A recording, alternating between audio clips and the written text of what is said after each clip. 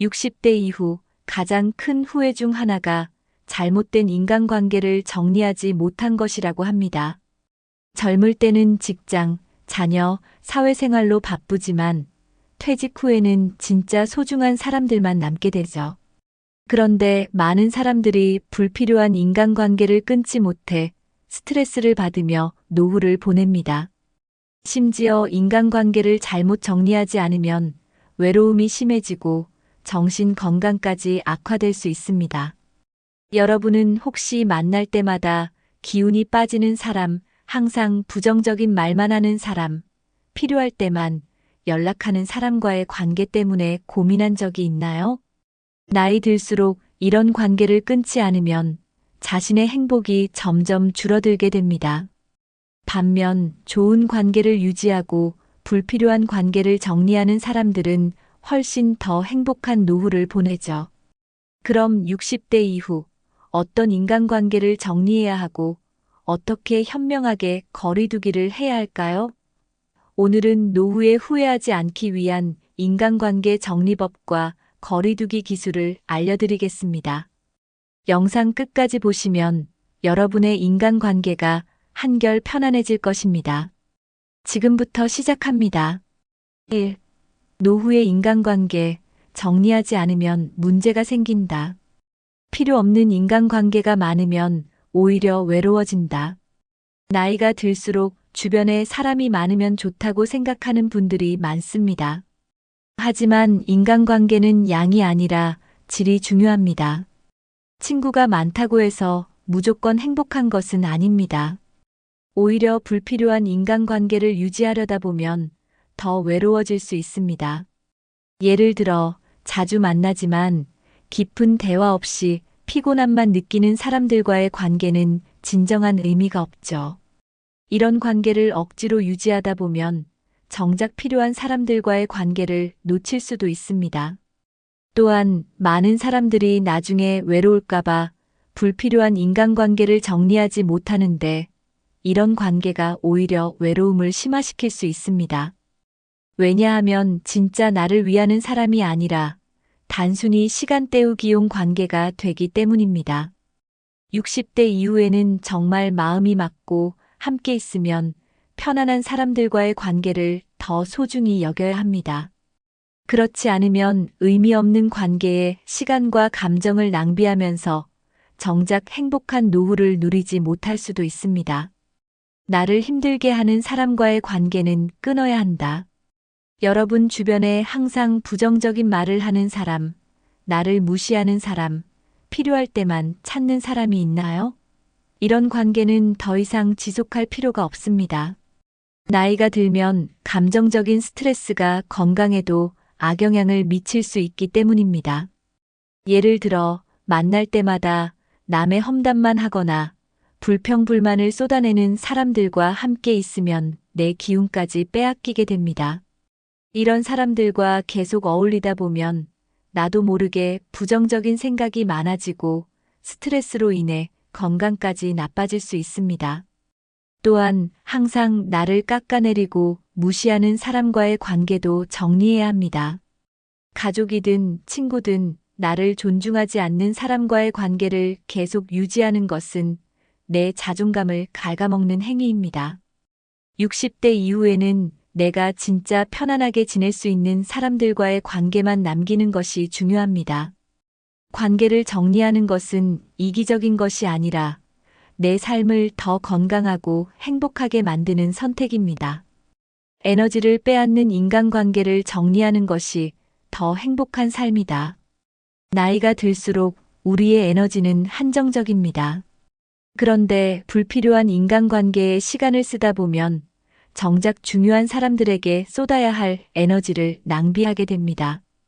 예를 들어 마음이 불편한 사람과 억지로 만나는 시간을 줄이면 그 시간에 나를 위해 투자할 수 있습니다. 운동을 하거나 배우자와 좋은 시간을 보내거나 새로운 취미를 배우는 것이 훨씬 더 가치 있는 일이죠. 또한 불필요한 관계를 정리하면 정신적으로도 훨씬 여유로워집니다. 인간관계에서 오는 스트레스가 줄어들면서 더 긍정적인 생각을 하게 되고 삶의 질도 높아지게 됩니다. 이제부터는 나를 힘들게 하는 관계보다는 나에게 긍정적인 영향을 주는 사람들과 더 많은 시간을 보내는 것이 중요합니다. 인간관계도 선택과 집중이 필요합니다. 꼭 정리해야 할 인간관계 5가지. 만날 때마다 피곤해지는 사람. 여러분은 만나고 나면 기운이 빠지고 피곤해지는 사람이 있나요? 이런 사람들은 대화 내내 불평, 불만, 남험담을 합니다. 처음에는 그냥 듣고 넘길 수도 있지만 이런 말들을 계속 듣다 보면 자기도 모르게 부정적인 영향을 받게 됩니다. 예를 들어, 이 나이에 뭘 해도 소용없어. 다들 힘든데 너만 힘든 줄 알아? 이런 말을 반복하는 사람과 함께 있으면 자연스럽게 삶의 의욕이 떨어질 수밖에 없습니다. 또한 이런 사람들은 내 고민을 들어주는 것처럼 보이지만 사실은 자신이 하고 싶은 말만 합니다. 그리고 문제를 해결하려는 노력보다 계속해서 불평만 늘어놓죠. 60대 이후에는 긍정적인 사람들과 어울리는 것이 건강에도 정신적으로도 훨씬 좋습니다. 만날 때마다 피곤해지는 사람과는 거리 두는 것이 나를 위한 선택입니다. 돈을 빌려달라는 사람과 경제적 부담을 주는 관계. 나이가 들면 주변에서 경제적인 도움을 요청하는 경우가 많아집니다. 하지만 이때 돈을 빌려주는 것은 신중해야 합니다. 가족이나 친한 친구라도 돈이 오가면 관계가 어긋날 가능성이 큽니다. 처음에는 도움을 주고 싶어서 빌려주지만 나중에는 돌려받지 못하거나 오히려 관계가 끊어지는 경우가 많죠. 또한 어떤 사람들은 자신의 경제적 문제를 다른 사람에게 의존하려고 합니다. 이 정도는 도와줄 수 있잖아 하면서 부담을 주는 경우도 있죠. 60대 이후에는 내 경제적 안정을 우선으로 생각해야 합니다. 나중에 후회하지 않으려면 돈을 빌려달라는 사람과는 확실한 선을 긋는 것이 중요합니다.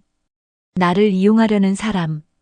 어떤 사람들은 필요할 때만 연락하고 자기에게 이득이 있을 때만 나를 찾습니다. 예를 들어 도움이 필요할 때만 전화를 하거나 부탁을 들어줄 때만 친한 척하는 사람들이 있죠. 이런 사람들의 특징은 내가 도움이 필요할 때는 오히려 모른 척한다는 것입니다. 결국 이 관계는 상호적인 관계가 아니라 일방적인 관계가 됩니다. 노후에는 이기적인 사람들에게 에너지를 소모할 필요가 없습니다. 나도 힘들 때 기댈 수 있는 진짜 친구를 곁에 두는 것이 중요합니다.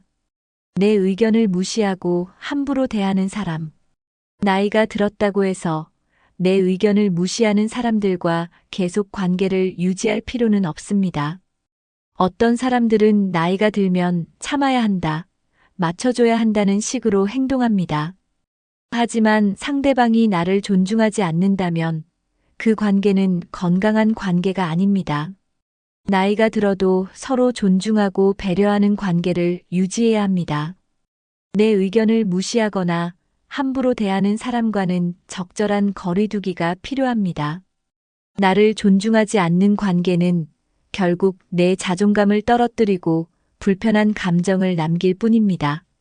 스트레스만 주고 도움되지 않는 인간관계. 마지막으로 만날 때마다 스트레스를 주는 사람들과는 거리를 두는 것이 현명합니다.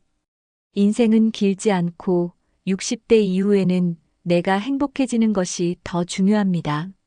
어떤 관계든 나에게 부담이 되고 스트레스가 되는 관계라면 정리하는 것이 맞습니다. 오랫동안 알고 지낸 사이라도 이제는 내 행복을 우선으로 생각해야 합니다. 3. 인간관계를 현명하게 정리하는 기술. 자연스럽게 멀어지는 방법. 갑자기 끊는 것은 오히려 위험하다. 인간관계를 정리할 때 갑자기 연락을 끊거나 감정을 폭발시키면 오히려 더 큰 문제가 생길 수 있습니다. 그렇기 때문에 조금씩 자연스럽게 멀어지는 방법이 가장 좋습니다. 예를 들어 평소보다 연락을 줄이거나 만남의 횟수를 천천히 줄여가는 것이 효과적입니다. 갑자기 연락을 끊으면 상대방이 더 집착할 수도 있기 때문에 자연스럽게 관계를 정리하는 것이 중요합니다. 또한 불필요한 만남은 일부러 약속을 잡지 않는 것만으로도 충분히 줄일 수 있습니다. 거리를 두면서도 예의를 지키는 대화법. 관계를 정리할 때 상대방과 갈등을 만들지 않는 것이 중요합니다. 그럴 때는 완곡한 표현을 활용하는 것이 좋습니다. 예를 들어, 요즘 건강 관리에 집중하고 있어서 바빠요. 최근에 가족과 보내는 시간을 늘리고 있어요. 같은 말로 자연스럽게 거리를 둘 수 있습니다. 대화를 할 때도 상대방을 비난하거나 감정을 드러내지 않는 것이 중요합니다. 관계를 끊을 때도 서로 기분 나쁘지 않게 마무리하는 것이 가장 좋은 방법입니다. 불필요한 만남을 줄이는 현실적인 방법. 불필요한 인간관계를 줄이기 위해서는 내가 시간을 보내고 싶은 사람을 먼저 정하는 것이 중요합니다. 예를 들어, 가족, 정말 친한 친구, 좋은 에너지를 주는 사람들과의 시간을 더 늘리는 것이 좋습니다. 그렇게 하면 자연스럽게 불필요한 만남이 줄어들게 됩니다. 또한 혼자만의 시간을 소중하게 여기고 내 삶을 위한 시간을 더 많이 가지는 것도 좋은 방법입니다. 4. 꼭 유지해야 할 인간관계 3가지. 나를 진심으로 걱정해주는 가족과 친구. 나이가 들수록 진짜 소중한 사람이 누구인지 알게 됩니다. 젊을 때는 수많은 인간관계를 맺지만 결국 끝까지 남는 사람들은 나를 진심으로 걱정해주는 가족과 몇몇 친구들 뿐입니다. 가족 중에서도 항상 나를 응원해주고 힘들 때 곁을 지켜주는 사람이 있다면 그 관계는 절대 놓치지 말아야 합니다. 친구도 마찬가지입니다. 어떤 일이 있어도 나를 믿어주고 조건 없이 함께할 수 있는 친구가 있다면 그 인연은 더욱 소중하게 여겨야 합니다. 이제부터는 숫자가 아니라 질적으로 좋은 관계를 유지하는 것이 중요합니다. 정말 가까운 사람들과의 관계를 더욱 돈독하게 만들면 노후가 훨씬 더 행복해질 수 있습니다. 긍정적인 에너지를 주고받는 사람들. 60대 이후에는 함께 있으면 기분이 좋아지는 사람들과 시간을 더 많이 보내야 합니다. 이런 사람들은 만나면 긍정적인 말을 많이 하고 상대방의 장점을 봐주며 함께 성장하려는 태도를 가지고 있습니다. 반대로 부정적인 사람들과 어울리면 나도 모르게 삶이 힘들고 피곤해집니다. 부정적인 말은 마음을 닫게 만들고 활력을 잃게 하죠. 좋은 관계를 유지하는 가장 좋은 방법은 긍정적인 에너지를 나누는 것입니다. 서로 좋은 영향을 주고받을 수 있는 관계라면 그런 사람들과 더 자주 만나고 더 많은 시간을 함께하는 것이 중요합니다. 함께 나이 들어갈 좋은 친구, 배우자와의 관계 유지법. 나이가 들수록 배우자와의 관계가 무엇보다 중요해집니다.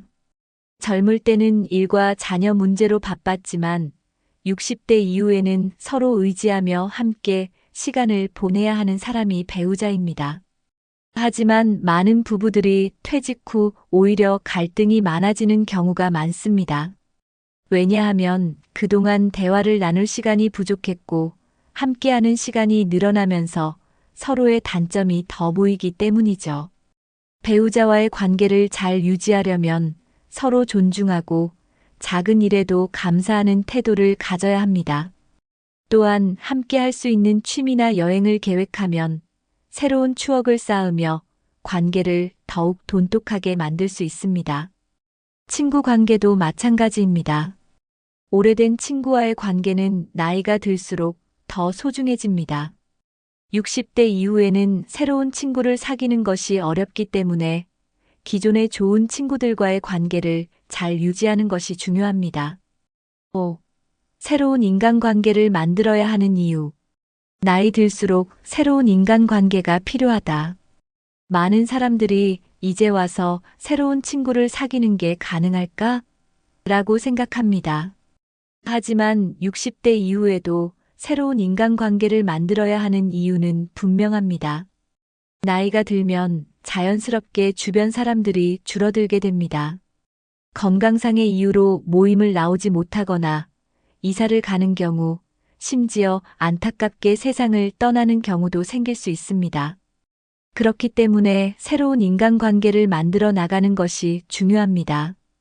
또한 새로운 인간관계는 삶에 활력을 불어넣어주고 외로움을 줄이는데 큰 도움이 됩니다. 70대, 80대에도 활기찬 사람들은 항상 새로운 관계를 만들고 유지하는 사람들입니다. 새로운 취미와 모임을 통해 좋은 사람들과 만나는 법. 새로운 인간관계를 만들고 싶다면 내가 즐길 수 있는 활동을 먼저 찾아야 합니다. 예를 들면 독서 모임, 운동 동호회, 여행 동아리, 봉사활동 등 다양한 방법이 있습니다. 공통된 관심사를 가진 사람들과 만나면 자연스럽게 대화도 잘 통하고 친밀한 관계를 맺기 쉬워집니다. 처음에는 어색할 수 있지만 꾸준히 참여하다 보면 자연스럽게 좋은 사람들과 연결될 수 있습니다. 또한 온라인 커뮤니티나 SNS를 활용하면 더 쉽게 새로운 사람들과 교류할 수 있습니다. 요즘은 실버 세대를 위한 다양한 온라인 모임도 많아지고 있기 때문에 이를 적극 활용하는 것도 좋은 방법입니다. 건강한 인간관계를 유지하는 소통법. 새로운 인간관계를 만들었더라도 이를 오랫동안 유지하는 방법을 아는 것이 중요합니다. 첫째, 서로의 다름을 인정하는 태도를 가져야 합니다. 나이가 들수록 고집이 강해질 수 있지만 너무 내 의견만 주장하면 관계가 오래 지속되기 어렵습니다. 둘째, 적당한 거리를 유지하며 소통하는 것이 중요합니다. 너무 가까워지려 하면 부담을 줄 수 있고 너무 멀어지면 관계가 끊어질 수 있습니다. 셋째, 정기적인 연락과 만남을 유지하는 것이 좋습니다. 예를 들어 한 달에 한 번은 꼭 만나기, 특별한 날에는 안부 인사하기 같은 작은 습관들이 좋은 인간관계를 유지하는 데 큰 도움이 됩니다. 후회 없는 인간관계를 위해 지금부터 실천해야 할 것. 60대 이후 불필요한 인간관계는 과감히 정리하고 필요한 관계는 더욱 소중히 해야 합니다. 좋은 사람들과 함께하는 시간이 삶의 질을 결정합니다. 이제부터라도 현명하게 거리두기를 실천하세요. 여러분은 60대 이후 어떤 인간관계를 유지하고 싶으신가요? 이 영상이 도움이 되셨다면 구독과 좋아요 부탁드립니다.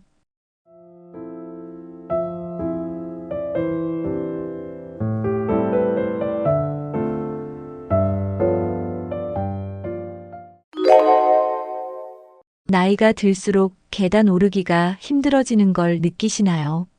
예전에는 쉽게 오르던 계단이 어느 순간부터 숨이 차고 무릎이 아프진 않으신가요? 많은 분들이 계단을 오르는 것이 힘들어지면서 자연스럽게 피하게 됩니다. 하지만 계단을 자꾸 피하면 근력과 균형 감각이 더욱 약해집니다. 계단을 쉽게 오르는 것이 건강한 몸을 유지하는 중요한 지표가 될 수 있습니다. 계단을 오를 때 필요한 것은 무릎 건강과 하체 근력, 그리고 심폐 기능입니다. 다행히도 작은 습관을 바꾸고 꾸준히 실천하면 계단 오르기가 훨씬 쉬워질 수 있습니다. 오늘은 나이가 들어도 계단을 가뿐하게 오를 수 있는 방법을 알려드립니다. 이 방법들을 꾸준히 실천하면 무릎 부담을 줄이고 하체 근력을 강화할 수 있습니다. 엘리베이터를 찾기보다 계단을 더 편하게 이용할 수 있는 몸을 만들 수 있습니다. 심폐 기능을 강화하면 계단을 오를 때 숨이 덜 차고 더욱 건강한 생활이 가능합니다. 계단 오르기가 쉬워지면 자연스럽게 외출이 많아지고 활동적인 생활을 유지할 수 있습니다. 건강을 위한 작은 실천이 결국 나이가 들어서도 활기찬 삶을 만들어줍니다. 영상 끝까지 함께 하시고 여러분도 따라 해보시길 바랍니다. 그럼 지금부터 계단을 더 쉽게 오를 수 있는 방법을 알아보겠습니다. 무릎 건강을 지키는 것은 계단을 쉽게 오르는 가장 중요한 요소입니다. 많은 분들이 계단을 오를 때 무릎 통증을 느끼는 이유는 연골이 약해졌기 때문입니다. 무릎의 부담을 줄이는 올바른 생활 습관을 가지는 것이 필요합니다. 평소에 바닥에 오래 앉아 있거나 쪼그려 앉는 자세를 피하는 것이 좋습니다. 의자에 앉을 때는 다리를 꼬지 않고 허리를 곧게 세우는 습관을 들이세요. 무릎을 보호하기 위해서는 갑작스러운 움직임보다 천천히 걷는 것이 중요합니다. 체중이 증가하면 무릎의 부담이 더 커지므로 적정 체중을 유지해야 합니다. 계단을 오를 때는 발 뒤꿈치를 먼저 올려 무릎 부담을 줄이는 것이 좋습니다. 집안에서도 평소에 무릎 스트레칭을 해주는 것이 도움이 됩니다. 계단을 내려올 때는 한 발씩 천천히 내디디며 무릎의 충격을 줄이세요. 무릎 보호대를 착용하면 관절 부담을 줄일 수 있습니다. 평소에 가볍게 걷는 습관을 가지면 무릎 건강이 더욱 좋아집니다. 너무 오랜 시간 서 있거나 한 자세로 오래 있는 것도 피하는 것이 좋습니다. 계단을 오를 때는 무릎보다는 허벅지 근육을 사용하는 것이 중요합니다. 작은 습관을 바꾸면 무릎을 보호하면서도 계단을 더욱 쉽게 오를 수 있습니다. 무릎 연골이 닳아지면 계단 오르기가 더욱 힘들어질 수 있습니다. 연골을 건강하게 유지하기 위해서는 영양 섭취가 중요합니다. 글루코사민과 콘드로이틴은 연골 건강을 돕는 대표적인 영양소입니다. 오메가3 지방산이 풍부한 생선을 섭취하면 염증 완화에 도움이 됩니다. 녹색 잎채소와 브로콜리는 관절 건강에 필수적인 항산화 성분을 포함하고 있습니다. 비타민 D는 뼈와 연골을 튼튼하게 해주기 때문에 햇볕을 자주 쬐는 것이 좋습니다. 유제품을 통해 칼슘을 섭취하면 관절과 뼈 건강을 동시에 지킬 수 있습니다. 달걀이나 두부 같은 단백질이 풍부한 음식을 섭취하는 것도 연골 건강에 좋습니다. 연골 손상을 방지하기 위해 가공식품과 지나친 당분 섭취는 줄이는 것이 좋습니다. 녹용이나 홍삼과 같은 한방 보조식품도 관절 건강에 도움이 될 수 있습니다. 충분한 물을 섭취하면 관절 윤활액이 원활하게 분비됩니다. 무릎 건강을 위해서는 음식 섭취뿐만 아니라 꾸준한 운동이 병행되어야 합니다. 지나친 다이어트로 영양 불균형이 생기면 연골이 더 약해질 수 있습니다. 계단을 쉽게 오르기 위해서는 건강한 연골을 유지하는 것이 가장 중요합니다. 오늘부터라도 연골 건강을 위한 올바른 식습관을 실천해 보세요. 잘못된 걸음걸이는 무릎에 불필요한 부담을 줄 수 있습니다. 계단을 쉽게 오르기 위해서는 걷는 습관부터 점검해야 합니다. 무릎을 보호하려면 발을 끌지 않고 자연스럽게 들어 올리는 것이 좋습니다. 보폭을 너무 크게 하면 무릎과 허리에 부담이 가기 쉽습니다. 걸을 때 발 뒤꿈치부터 닿게 하면 충격이 완화됩니다. 허리를 곧게 펴고 시선을 정면을 향하게 하는 것이 바른 자세입니다. 한쪽 다리에만 무게를 실어 걷는 습관은 무릎에 좋지 않습니다. 발을 디딜 때 균형을 잘 맞추어 체중을 분배하는 것이 중요합니다. 걷기 운동을 할 때 무릎 보호대를 착용하면 도움이 될 수 있습니다. 쿠션이 좋은 신발을 신으면 무릎에 가는 충격을 줄일 수 있습니다. 매일 일정 시간을 걸으며 무릎 주변 근육을 강화하는 것이 좋습니다. 계단을 오를 때도 걸음걸이를 신경 쓰면 무릎 통증을 줄일 수 있습니다. 빠르게 걷기보다 천천히 무릎을 고려하며 걷는 것이 중요합니다. 작은 습관을 바꾸면 계단뿐만 아니라 평소 걸음도 훨씬 편안해질 수 있습니다. 오늘부터라도 바른 걸음걸이를 유지하는 습관을 가져보세요. 하체 근력이 부족하면 계단을 오를 때 무릎에 더 큰 부담이 갑니다. 특히 허벅지와 종아리 근육이 약하면 계단을 오를 때 힘들 수밖에 없습니다. 하지만 간단한 운동을 꾸준히 하면 하체 근력을 강화할 수 있습니다. 가장 쉬운 방법은 의자에서 일어나고 앉는 스쿼트 동작을 반복하는 것입니다. 스쿼트를 할 때는 무릎이 앞으로 나가지 않도록 주의해야 합니다. 계단을 오르내리는 동작을 반복하면 자연스럽게 하체 근력이 길러집니다. 종아리 근육을 강화하기 위해서는 까치발 들기 운동이 효과적입니다. 발 뒤꿈치를 들었다 내리는 동작을 반복하면 종아리 근육이 단련됩니다. 의자에 앉아서 다리를 쭉 펴고 버티는 운동도 허벅지 근력 강화에 도움이 됩니다. 허벅지 근육이 강하면 계단을 오를 때 무릎에 가는 부담이 줄어듭니다. 하루에 30분만 투자해도 하체 근력이 강화되는 효과를 볼 수 있습니다. 운동을 할 때는 무리하지 않고 천천히 진행하는 것이 중요합니다. 근력이 강해지면 계단을 오를 때 숨이 차는 것도 줄어듭니다. 일상 속에서 조금씩 움직이면서 근력을 키우는 습관을 들이세요. 오늘부터라도 작은 하체 운동을 시작해 보세요. 하체 근력을 키우는 것만큼 중요한 것이 스트레칭입니다. 스트레칭을 하면 근육이 유연해지고 관절의 부담을 줄일 수 있습니다. 운동 전후로 스트레칭을 하면 부상의 위험을 줄이고 운동 효과를 높일 수 있습니다. 무릎과 허벅지 근육을 풀어주는 스트레칭이 계단을 오르는데 도움이 됩니다. 앉은 자세에서 다리를 쭉 뻗고 발끝을 당기는 동작은 종아리 근육을 이완시킵니다. 한쪽 다리를 뒤로 당겨 허벅지를 늘려주는 동작도 효과적입니다. 허리를 곧게 펴고 벽에 손을 대고 다리를 뒤로 뻗으면 하체 전체를 이완할 수 있습니다. 의자에 앉아 다리를 들어 올리는 동작도 무릎과 허벅지를 강화하는 데 좋습니다. 스트레칭을 할 때는 반동을 주지 않고 천천히 진행하는 것이 중요합니다. 무릎이 아플 경우에는 무리하지 말고 부드럽게 진행해야 합니다. 하루에 5분에서 10분만 해도 근육의 유연성이 좋아지는 것을 느낄 수 있습니다.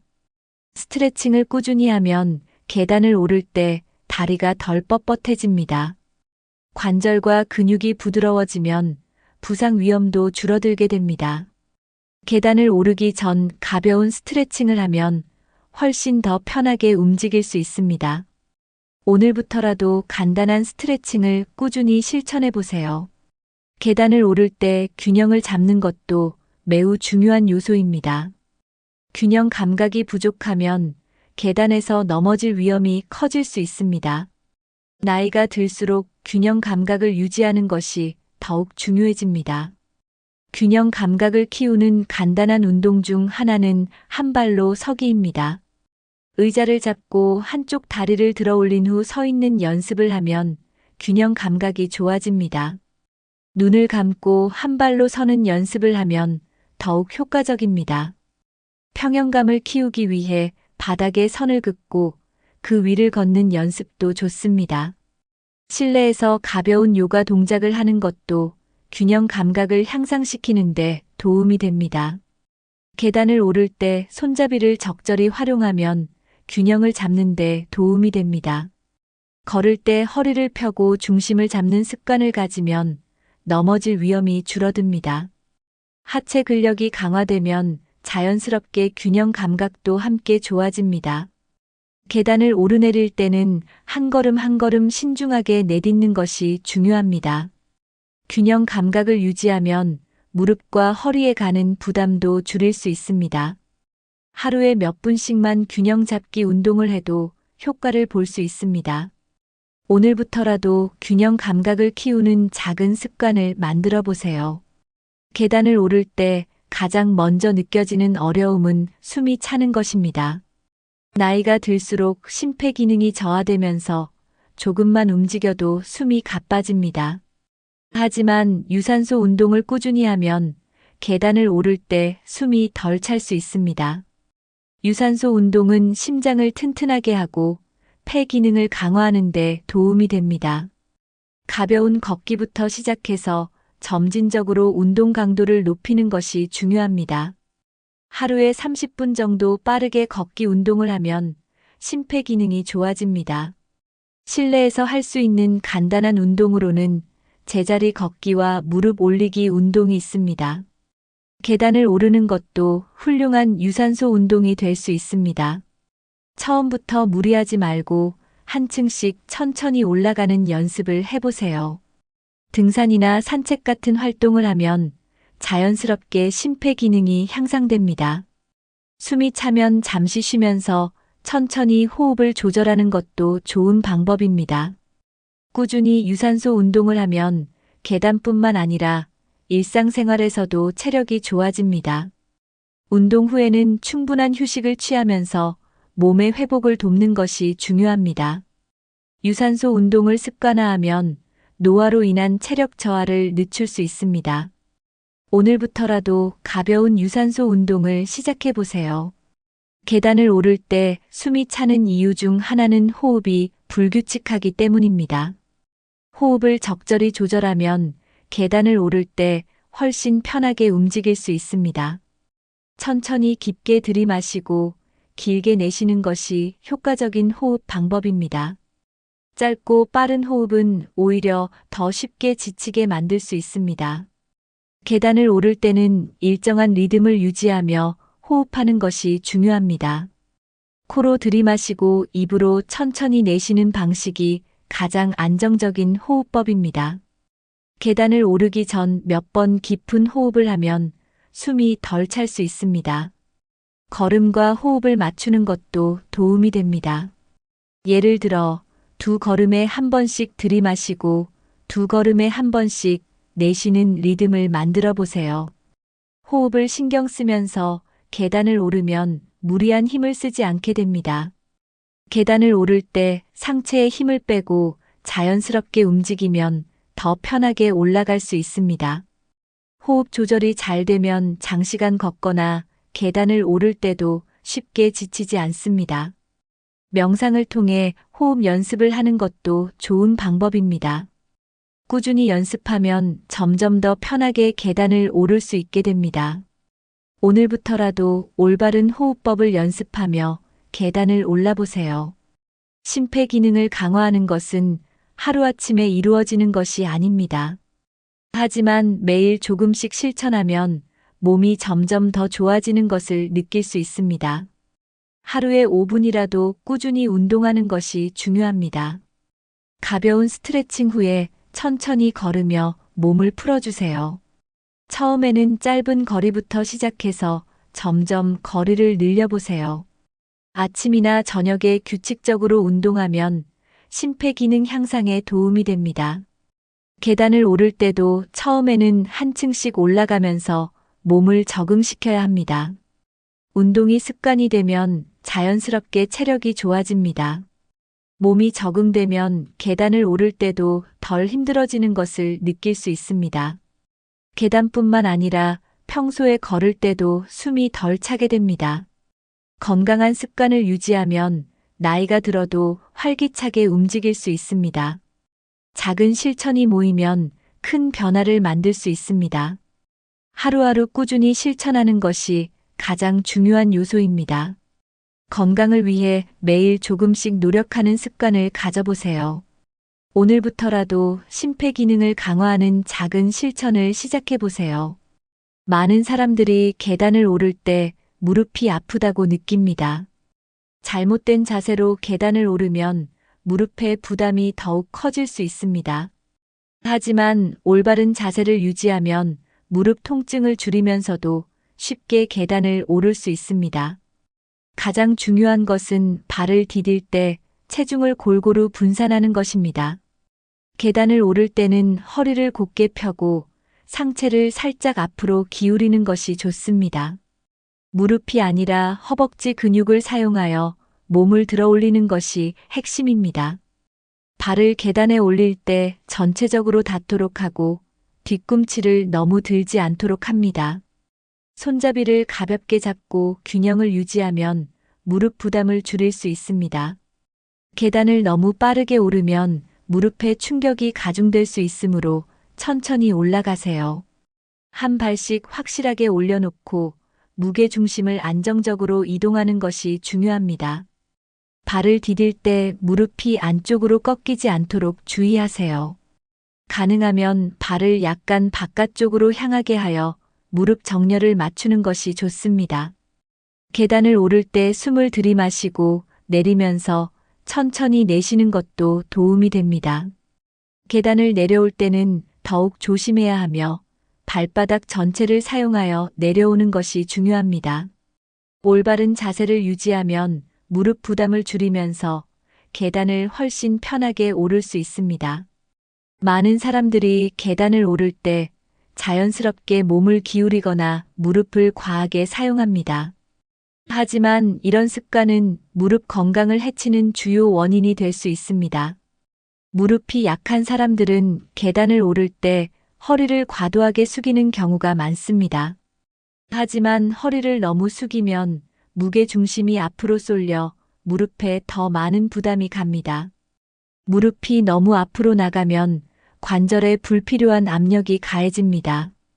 발을 디딜 때 발가락 쪽에만 힘을 주면 무릎이 쉽게 피로해질 수 있습니다. 무릎을 과하게 펴거나 구부리는 것도 통증을 유발하는 원인이 됩니다. 균형을 잡지 못하고 불안정하게 계단을 오르면 무릎뿐만 아니라 허리까지 영향을 받을 수 있습니다. 손잡이를 너무 꽉 잡고 몸을 의지하면 오히려 무릎과 어깨에 부담이 갑니다. 계단을 내려올 때 발을 쿵쿵 소리가 나게 디디면 충격이 무릎으로 전달됩니다. 발바닥 전체를 사용하지 않고 뒤꿈치만 디디면 무릎이 쉽게 피곤해집니다. 몸을 비틀면서 계단을 오르내리는 습관도 무릎 건강에 좋지 않습니다. 이러한 잘못된 자세를 지속하면 무릎 연골이 점점 닳아질 위험이 높아집니다.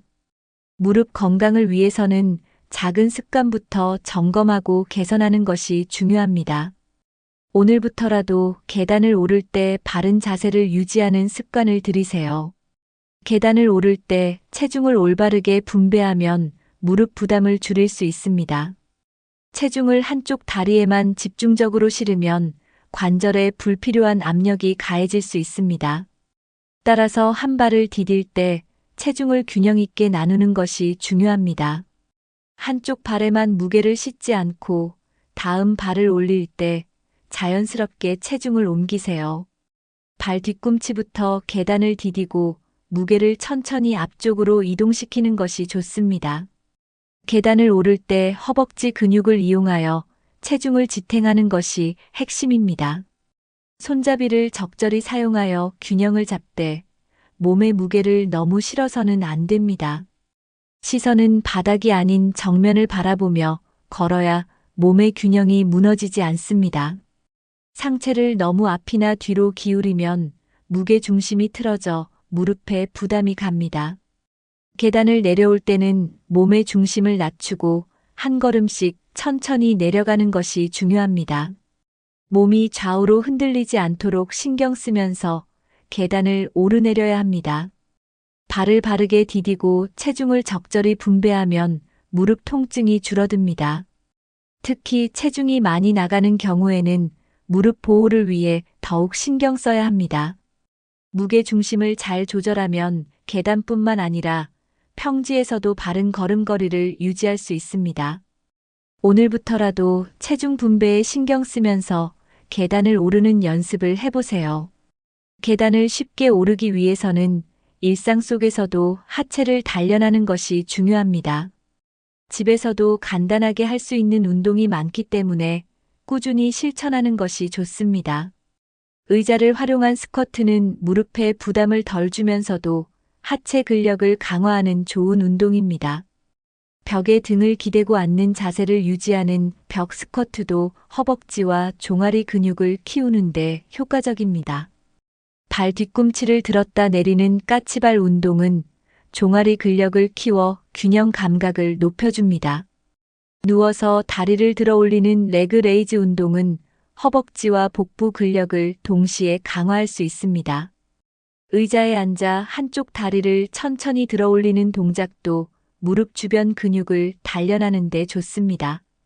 앉아 있을 때도 가끔씩 발을 위아래로 움직이며 혈액순환을 원활하게 하는 것이 중요합니다. TV를 보면서도 간단한 다리 스트레칭을 하면 하체 유연성이 좋아집니다. 매일 아침이나 저녁에 5분에서 10분 정도만 실내 운동을 해도 큰 효과를 볼 수 있습니다. 실내에서 운동할 때는 너무 무리하지 않고 천천히 반복하는 것이 좋습니다. 운동을 하기 전에 간단한 스트레칭으로 근육을 풀어주면 부상 예방에 도움이 됩니다. 가벼운 아령이나 생수병을 들고 다리를 들어 올리는 동작을 하면 근력이 더 빨리 증가합니다. 실내 운동을 꾸준히 하면 계단을 오를 때도 다리가 가볍게 느껴질 수 있습니다. 오늘부터라도 실내에서 간단한 하체 운동을 시작해 보세요. 계단을 쉽게 오르기 위해서는 실제로 계단을 오르는 연습을 꾸준히 하는 것이 중요합니다. 엘리베이터나 에스컬레이터를 습관적으로 이용하기보다 계단을 이용하는 것이 좋습니다. 처음에는 한 층만 계단으로 오르는 것부터 시작하면 부담이 적습니다. 매일 조금씩 계단을 이용하는 습관을 들이면 자연스럽게 근력이 향상됩니다. 계단을 오를 때는 무리하지 않고 천천히 한 걸음씩 디디며 올라가는 것이 좋습니다. 계단을 이용할 때는 바른 자세를 유지하면서 무릎 부담을 줄이는 것이 중요합니다. 친구나 가족과 함께 계단을 오르는 습관을 만들면 더욱 재미있게 실천할 수 있습니다. 계단 오르기가 힘들다면 처음에는 손잡이를 가볍게 잡고 천천히 올라가는 것이 좋습니다. 날씨가 좋을 때는 공원이나 산책로에서 약간의 오르막길을 걸어보는 것도 좋은 방법입니다. 계단을 이용하는 습관을 꾸준히 들이면 점점 더 가볍게 올라갈 수 있습니다. 지하철이나 공공시설에서 일부러 계단을 선택하는 것도 건강을 위한 작은 실천이 됩니다. 다리가 피곤할 때는 잠시 쉬면서 천천히 오르는 것이 무릎 보호에 좋습니다. 계단 오르기 목표를 정하고 하루에 몇 층씩 도전해 보는 것도 동기부여가 될 수 있습니다. 계단을 오를 때 즐겁게 할 수 있도록 좋아하는 음악을 들으며 오르는 것도 좋은 방법입니다. 오늘부터라도 작은 변화부터 시작해서 엘리베이터 대신 계단을 선택해 보세요.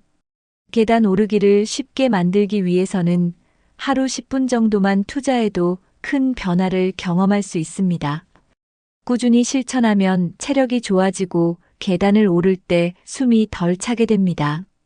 계단을 오르는 것은 유산소 운동과 근력 운동을 동시에 할 수 있는 좋은 방법입니다. 매일 조금씩 계단을 이용하면 다리 근력이 향상되어 걷기가 더욱 편해집니다. 심폐 기능이 강화되면 계단뿐만 아니라 일상생활에서도 활력이 생깁니다. 계단 오르기 습관은 허벅지와 종아리 근육을 발달시키는데 효과적입니다. 계단 오르기를 꾸준히 하면 혈액순환이 원활해지고 다리 부종도 줄어듭니다.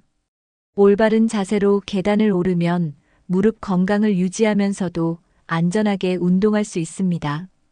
하루 10분만 계단을 오르는 시간을 확보해도 건강에 긍정적인 영향을 미칠 수 있습니다. 처음에는 힘들게 느껴질 수 있지만 몇 주만 지나면 몸이 훨씬 가벼워지는 것을 느낄 수 있습니다. 근력이 약한 경우에는 한 층씩 천천히 오르는 것부터 시작하면 부담이 줄어듭니다. 운동을 꾸준히 하면 생활 속에서 더욱 활기찬 기분을 유지할 수 있습니다. 계단 오르기를 실천하면 하체 근력뿐만 아니라 허리와 코어 근육도 강화됩니다. 작은 실천이지만 꾸준히 하면 몸의 변화를 직접 경험할 수 있습니다. 오늘부터라도 하루 10분씩 계단 오르기를 실천하며 건강을 챙겨보세요. 나이가 들어도 계단을 가볍게 오를 수 있다면 일상생활이 훨씬 편해집니다. 무릎 건강, 하체 근력, 심폐 기능을 관리하면 계단 오르기가 쉬워질 수 있습니다. 올바른 자세와 꾸준한 운동 습관이 건강을 유지하는 핵심 요소입니다. 하루 10분만 투자해도 계단을 오르는 것이 점점 더 편해질 수 있습니다. 작은 습관이 큰 변화를 만든다는 것을 직접 경험해 보세요. 계단을 쉽게 오르기 위해 여러분은 어떤 노력을 하고 계신가요? 오늘 영상에서 소개한 방법 중 어떤 것이 가장 실천하고 싶은 방법인가요? 계단 오르기가 힘들었던 경험이나 개선된 경험이 있다면 댓글로 공유해 주세요. 여러분의 경험이 다른 분들에게도 큰 도움이 될 수 있습니다. 이 영상이 도움이 되셨다면 좋아요와 구독을 눌러주세요. 더 많은 사람들이 건강한 생활을 유지할 수 있도록 영상을 공유해 주세요. 작은 실천이 모이면 건강한 삶으로 이어질 수 있습니다. 여러분의 건강한 하루를 응원합니다. 끝까지 시청해 주셔서 감사합니다. 다음 영상에서도 유익한 정보로 찾아뵙겠습니다.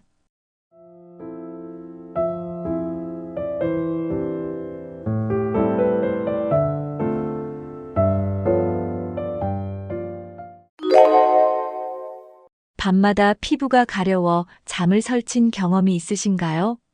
피부의 가려움증은 단순한 불편함이 아닙니다. 실제로 이 문제로 수많은 사람들이 삶의 질을 떨어뜨리고 있죠. 하지만 그 원인을 제대로 알고 해결 방법을 알게 된다면 어떻게 될까요? 가려움증은 때로 우리가 알지 못하는 여러 원인들로 인해 발생합니다. 이 영상을 통해 여러분의 가려움증을 완화할 수 있는 방법을 알려드리겠습니다. 매일 밤 여러분을 괴롭히는 그 가려움증을 해결할 수 있는 비법, 이제 공개합니다. 사실 가려움증의 원인은 피부 자극부터 심리적인 스트레스까지 다양합니다. 여러분도 혹시 가려움증 때문에 피곤한 하루를 보내고 있지 않나요? 오늘 다룰 핵심 내용은 바로 이 가려움증을 완화시킬 수 있는 실용적인 방법들입니다. 과학적으로 입증된 방법들을 통해 가려움증을 어떻게 다스릴 수 있을지 알려드릴게요. 이 방법들은 단기적인 효과뿐 아니라 장기적인 피부 건강에도 도움이 됩니다. 지금부터 그 해결책을 하나씩 소개할 테니 끝까지 함께 해주세요. 가려움증으로 고생하는 모든 분들을 위한 영상이니까 놓치지 마세요. 그럼 가려움증을 완화할 수 있는 첫 번째 단계부터 시작해 보겠습니다. 매일 밤 가려움증에 시달리며 잠을 이루지 못한 적이 있나요?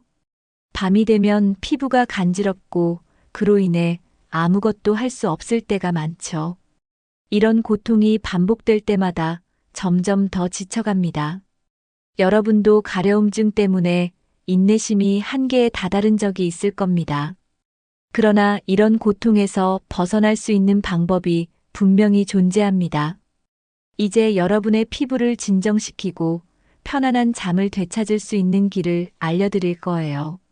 먼저 피부가 가려운 이유를 정확히 알고 그 원인을 다스려야 합니다. 여러분이 매일 경험하는 가려움증, 그 불편함의 뿌리를 알아야만 해결할 수 있습니다. 오늘부터 그 문제를 하나씩 해결해 나갈 수 있습니다. 피부 자극을 줄이고 가려움증을 완화시킬 수 있는 방법은 많습니다. 그리고 그 방법들을 실천에 옮긴다면 여러분도 가려움증에서 벗어날 수 있습니다. 가려움증을 해결할 수 있는 방법들을 소개하면서 여러분도 느낄 수 있을 겁니다. 이렇게 간단한 방법으로도 효과를 볼 수 있구나 하고 감탄할 거예요. 그럼 하나씩 살펴보며 함께 가려움증을 극복해 보도록 하겠습니다. 지금 바로 가려움증을 완화할 수 있는 비법들을 확인해 보세요. 피부가 가려운 원인 중 가장 큰 부분은 바로 외부 자극입니다. 우리가 사용하는 화장품이나 세제, 심지어 옷감까지도 피부를 자극할 수 있습니다. 특히 세탁세제나 향이 강한 바디워시가 피부에 자극을 주기 쉽습니다. 이런 제품들은 피부의 보호막을 약화시켜 가려움증을 유발할 수 있습니다. 알레르기 반응을 일으킬 수 있는 성분도 많기 때문에 주의해야 합니다. 또한 피부에 맞지 않는 의류도 가려움을 일으킬 수 있습니다. 피부가 민감한 사람들은 면 소재보다는 자연 섬유나 부드러운 옷감을 선택하는 것이 좋습니다. 외부 자극을 최소화하려면 알레르기 유발 성분이 적은 제품을 선택하는 것이 중요합니다. 또한 피부를 씻을 때 너무 뜨거운 물을 사용하지 않는 것이 좋습니다. 뜨거운 물은 피부를 더 건조하게 만들어 가려움증을 악화시킬 수 있습니다.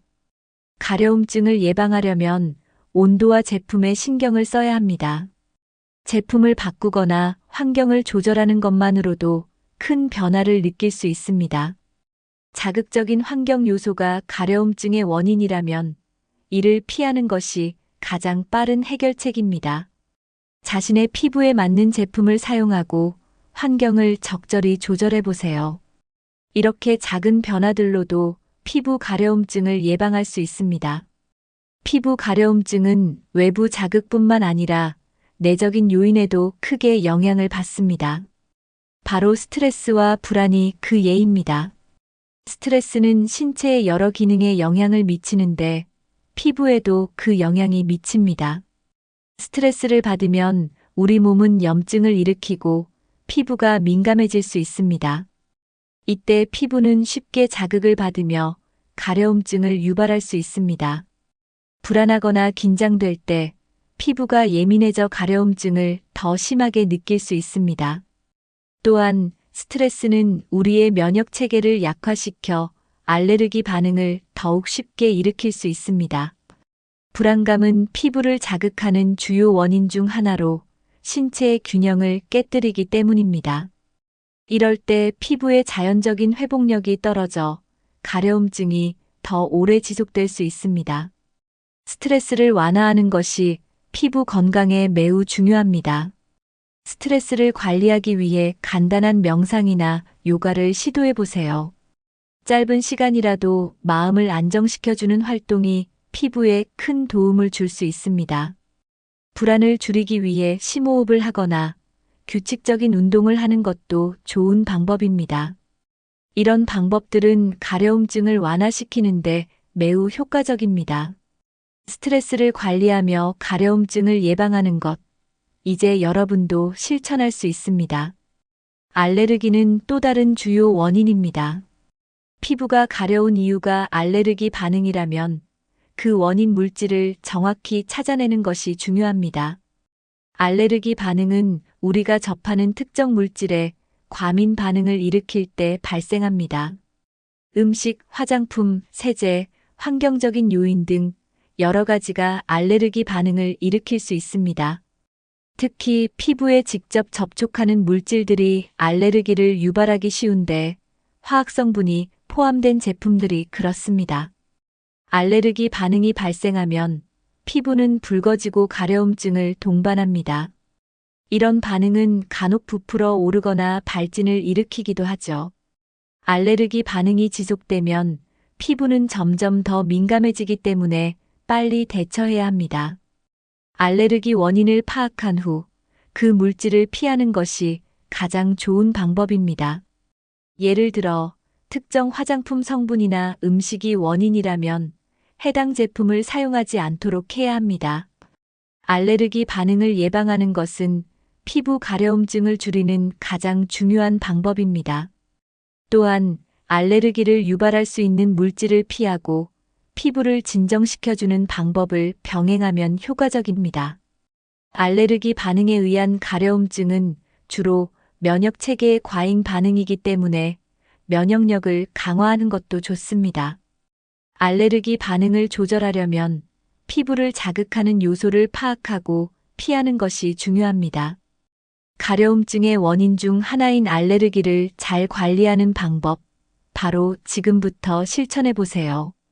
피부가 건조하면 쉽게 자극을 받아 가려움증이 발생할 수 있습니다. 피부를 보습하는 것은 가려움증을 완화하는 가장 중요한 첫걸음입니다. 보습은 피부의 수분을 유지시켜 피부 장벽을 강화하고 외부 자극으로부터 보호하는 역할을 합니다. 피부가 촉촉하게 유지되면 가려움증의 발생 가능성을 줄일 수 있습니다. 건조한 피부는 쉽게 가려워지고 그로 인해 긁게 되어 염증이 생기기도 합니다. 이때 피부를 촉촉하게 유지하면 그런 자극을 최소화할 수 있습니다. 보습제는 가능한 한 천연 성분이 포함된 것을 사용하는 것이 좋습니다. 화학 성분이 적은 보습제를 선택하면 피부에 자극을 덜 주고 효과적으로 수분을 공급할 수 있습니다. 특히 보습제를 바르는 타이밍이 매우 중요합니다. 피부가 조금이라도 촉촉할 때 보습제를 바르면 더 잘 흡수되어 효과적입니다. 목욕 후나 세안 후 바로 보습제를 발라주는 것이 가장 좋은 방법입니다. 하루에 2번, 아침과 저녁에 보습제를 꾸준히 발라주세요. 보습이 제대로 이루어지면 피부는 한층 더 건강해지고 가려움증을 예방할 수 있습니다. 피부에 충분한 수분을 공급하면 건조함으로 인한 가려움증을 자연스럽게 해결할 수 있습니다. 이제 여러분도 피부 보습의 중요성을 알았으니 실천으로 옮길 수 있겠죠? 피부에 보습제를 바르는 가장 좋은 타이밍은 언제일까요? 바로 목욕 후나 세안 후입니다. 피부가 아직 습기를 머금고 있을 때 보습제를 바르면 수분이 피부에 깊숙이 흡수됩니다. 피부가 건조해지기 전에 수분을 가두는 것이 중요합니다. 목욕 후 피부에 물기가 있을 때 바로 보습제를 발라주는 것이 효과적입니다. 이때 보습제는 너무 무겁거나 기름진 제품보다는 가벼운 텍스처의 제품을 선택하는 것이 좋습니다.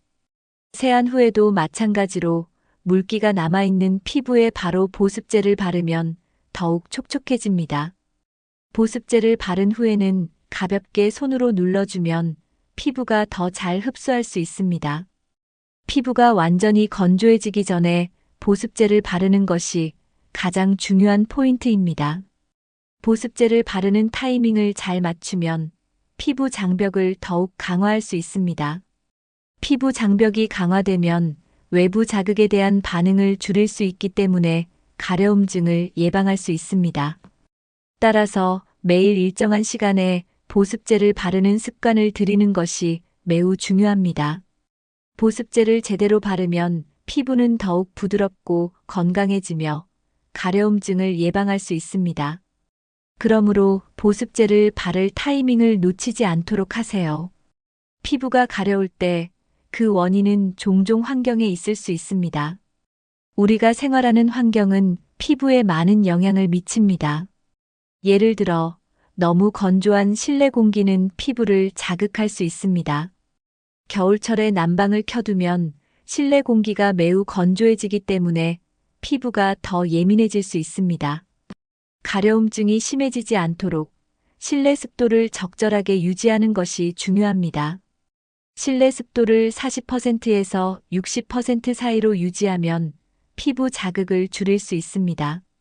또한 피부를 자극할 수 있는 물질을 피하는 것도 중요한데 인공 향료가 포함된 제품은 피하는 것이 좋습니다. 세제나 화장품에 인공 향료가 들어있다면 그 제품을 사용하지 않는 것이 피부를 보호하는 방법입니다. 피부 자극을 줄이기 위해서는 환경을 깨끗하고 자연스럽게 유지하는 것이 중요합니다. 예를 들어 화학 세제보다는 자연 친화적인 세제를 사용하고 공기청정기를 사용하는 것도 좋은 방법입니다. 피부 자극을 줄이기 위한 환경 조성은 가려움증 예방의 중요한 첫걸음입니다. 실내 공기를 깨끗하게 유지하고 피부 자극을 줄이는 제품을 사용하세요. 이런 작은 변화가 피부 건강에 큰 영향을 미칩니다. 환경을 조성함으로써 피부가 더욱 건강하게 유지될 수 있습니다. 환경을 잘 관리하면 피부의 가려움증을 효과적으로 예방할 수 있습니다. 피부를 건강하게 유지하려면 습도와 온도를 조절하는 것이 매우 중요합니다. 겨울철에는 난방으로 실내 온도가 너무 높아질 수 있는데 이로 인해 피부가 건조해집니다. 온도가 너무 높으면 피부가 수분을 빼앗겨 가려움증을 유발할 수 있습니다. 실내 온도를 너무 높이지 않고 20도에서 22도 정도로 유지하는 것이 적당합니다. 또한 습도가 너무 낮으면 피부가 건조해지고 가려움증이 심해질 수 있습니다.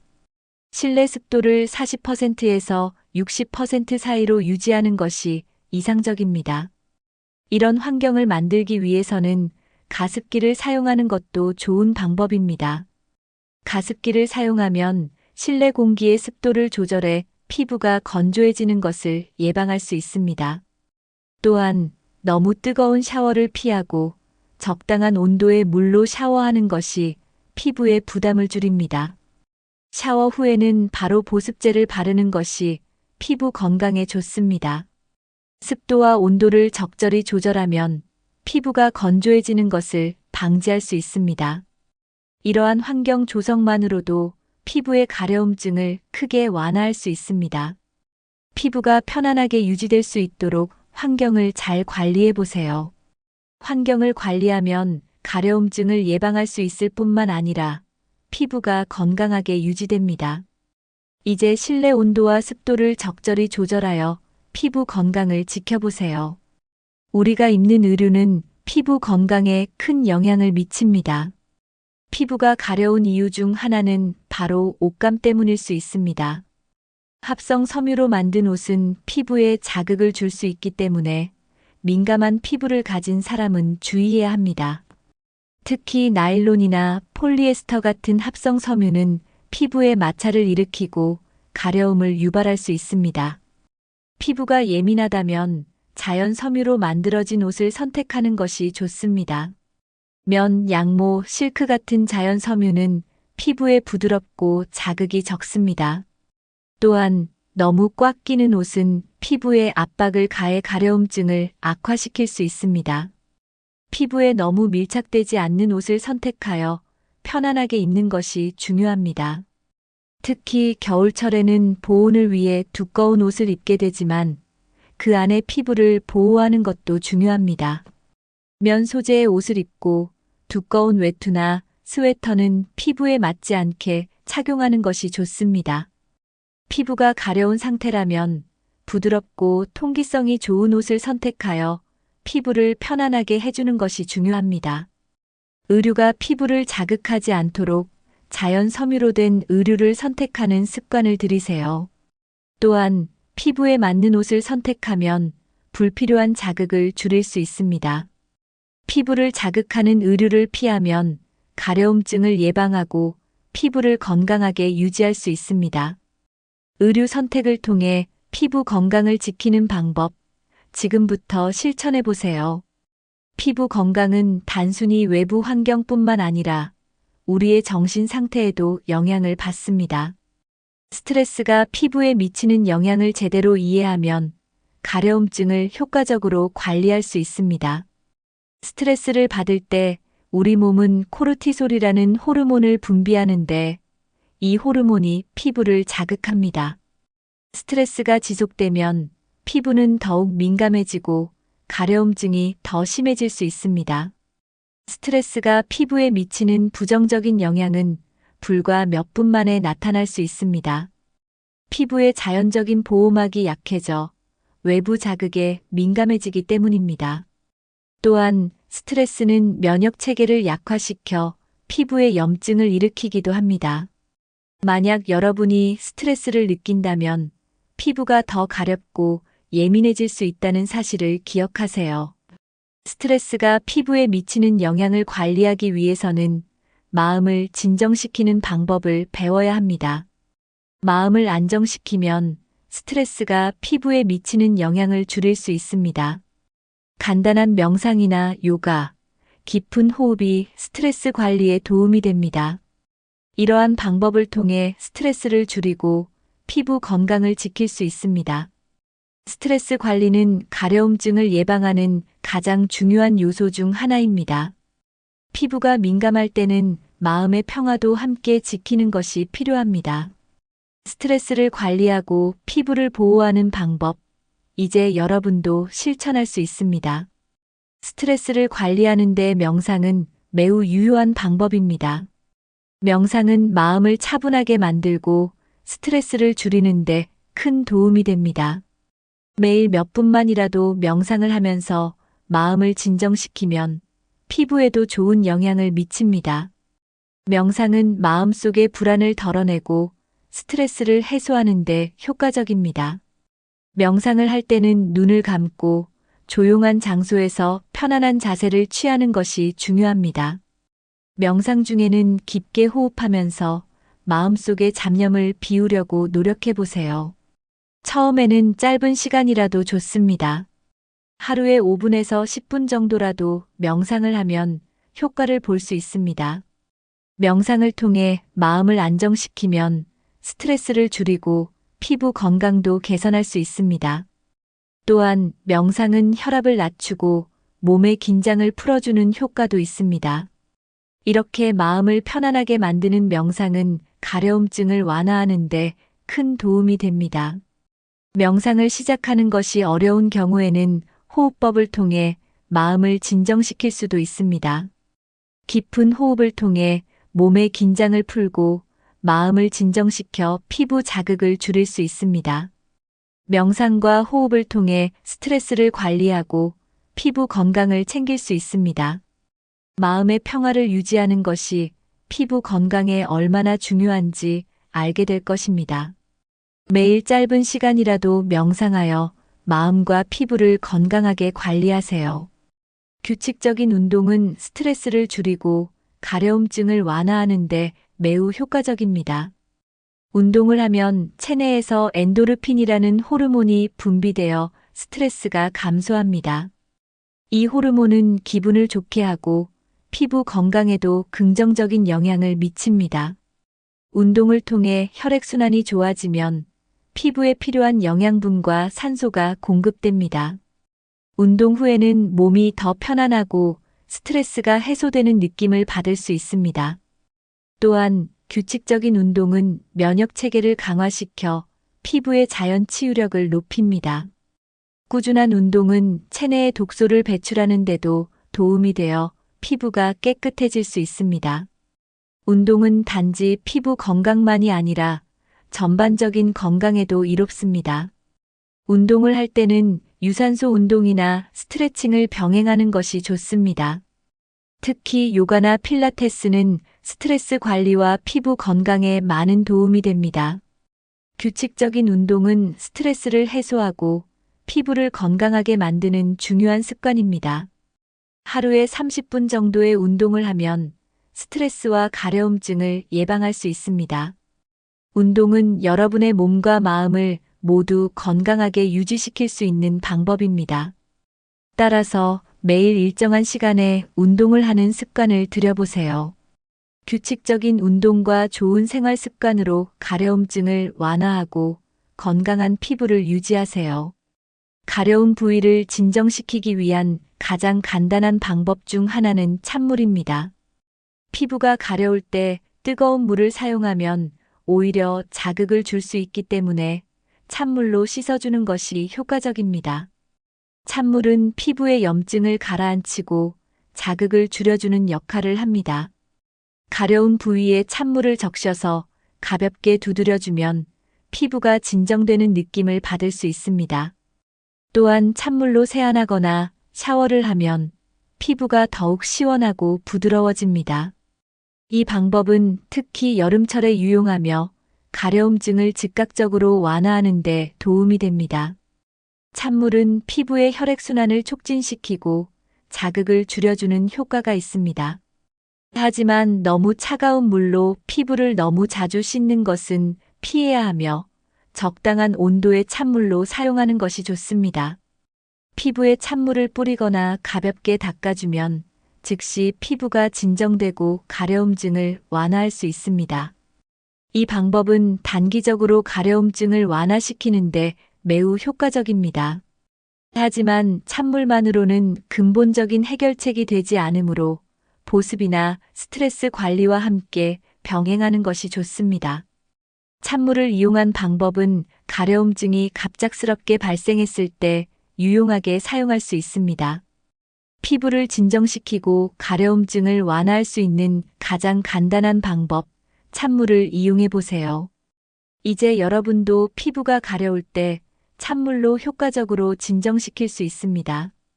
이 방법을 실천하여 가려움증을 즉시 완화시켜 보세요. 이제 여러분도 가려움증을 효과적으로 완화할 수 있는 방법을 알게 되었습니다. 간단한 실천으로 가려움증을 줄일 수 있다니 너무나도 기쁜 소식이죠. 피부를 진정시키는 다양한 방법들, 지금 바로 실천해 보세요. 그동안 고통스럽게 밤을 새운 여러분에게 이 방법들이 큰 도움이 될 것입니다. 오늘 소개한 방법들을 하나씩 실천하면서 더 이상 가려움증에 시달리지 않으시길 바랍니다. 가려움증은 이제 더 이상 여러분을 괴롭히지 못할 거예요. 여러분의 피부가 더 이상 자극받지 않도록 환경을 조성하고 보습에 신경 써보세요. 오늘부터 실천할 수 있는 가려움증 완화 방법, 모두에게 꼭 필요한 정보였습니다. 이 영상이 여러분에게 도움이 되었다면 구독과 좋아요를 눌러주세요. 가려움증으로 고생하는 친구들에게 이 영상을 공유하여 그들도 건강한 피부를 가질 수 있도록 도와주세요. 가려움증을 완화시킬 수 있는 비법들을 함께 나누면 모두가 더 행복하고 건강한 삶을 살 수 있습니다.